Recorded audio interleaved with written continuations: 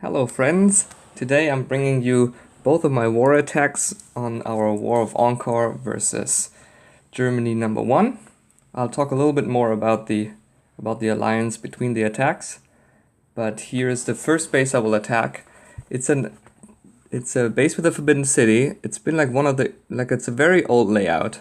It's been one of the bases that I've seen the first time when World War came out, one of the early forbidden city layouts.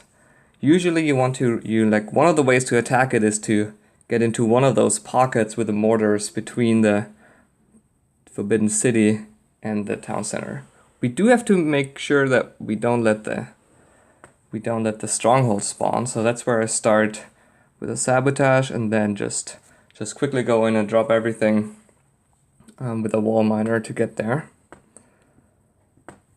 And now watch this wall miner. He also doesn't only break the wall, he also takes the first mortar shots, which is pretty awesome. Notice that I dropped the generals on the sides here to make sure that my main army stays nice and compact. And now I'm already at the wall where I want to go. I wait for it to be cleared. Start with a blitzkrieg to give you enough time. And now just rally inside. And once you're here without losing any troops, the battle is almost over. Bring another sabotage for the castle. Slap a protect on, and you cannot reach both town center and forbidden city, but town center is the next thing that troops will target. Now here you notice that I'm in the dead zone of where all the mortars shoot, so I sabotage both of them, and then I betray the heavy tank to draw the fire of the third mortar. And now this battle is already decided. I have way too much stuff left, and pretty much all the buildings are taken out. It has been mainly it says atomic, but it's been mainly a global base. A few buildings are atomic, but really the main part is not. Transport takes out the corners. Another nice thing about this base, why I don't think it's very strong, is that both the factories are far north, which is not where I would attack from. So you don't have to deal with the heavy tanks immediately. You can wait until much later in the game to have to worry about those. Yeah, so the rest is clean up. Very, very quick, very classical way to approach this base. I've never really understood why it's been so popular. But it's also as I said, it's been very old. And yeah, it just seems too easy to rally between the two town centers and take it from there. So that's the first 5-star. Atomic army versus a mainly global base, but the real problem was that the design is just pretty weak. So while we're waiting for this to load, Germany's #1 is one of the 2 German alliances in the top 25.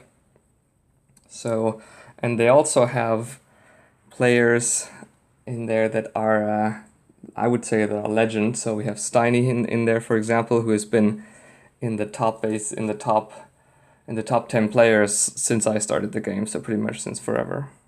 Now here's the second base I attack. You see there is no protect here, so this will not be a rally. We're going for a 50% quick victory. And this base is different, so I actually like a couple things about this base. It's also mainly global. It has a few things that are that is more extreme. It has a global tank depot. It has yeah, global stuff in there, but mainly yeah, it has an atomic tank depot, but it's mainly global. And here I want to come 50% quick victory from this side and have 3 buildings to take out, 2 factories, and the Pentagon. And I thought, so here was my plan: put the mercenaries on the Pentagon, put the alliance shooters on the first factory, and then betray the second heavy tank. So all of this works very nicely. I can get the heavy tank before it actually kills any of my troops. Here's my wall breaker to get inside. Again, I put 2 generals on the flanks so that my army keeps moving. And I keep the stronghold sabotaged here. Now the wall breaker makes a hole in that wall. and we can go. So the tricky thing about this attack is that you cannot rally anymore, because your troops will, like, you want to get the 50% quickly enough. So there will actually be no rally in this attack at all. So here I have to sabotage both mortars. There's certainly a big design flaw that both of these mortars can be sabotaged with one single sabotage. And now, yeah, here's a quick victory, 50%. And actually, it's very nice how half of my howitzers are on one side and half are on the other. 2 sabotages left. I have to make sure that the town center is actually cleared. And now I have enough howitzer facing it so that I can take the last sabotage on the mortar there. And again, there's not a lot of casualties in this base. It's overall a little too compact. It should be. It's always hard when you don't have enough forest clean to really give you troubles. This is the last mortar here. The rally may not have been so good. I'll lose quite a couple of howitzers for that, but the battle was already over at this point, so it's just clean up here. And this time actually my fighter survives. In the attack before, it died because I used it prematurely again.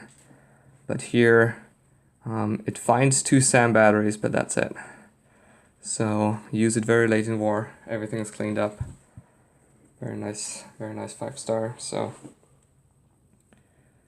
yeah, I do like the maze layout on the top. So it's actually a neat idea to have the entrances are not maze, but then once you're inside, you have a maze, which I think is an interesting idea. So yeah, again, this was a war where I was expecting Germany #1 to bring a little bit of a tougher fight. The final score was 123 to 77, so they gave up pretty early. And we didn't go all the way to finish all the bases. We actually left 2 of them standing. One was those 2 that are left here. We got 1 more star at the end. So we have Steiny and we have Obelix, which have like really nice bases. Thanks for watching.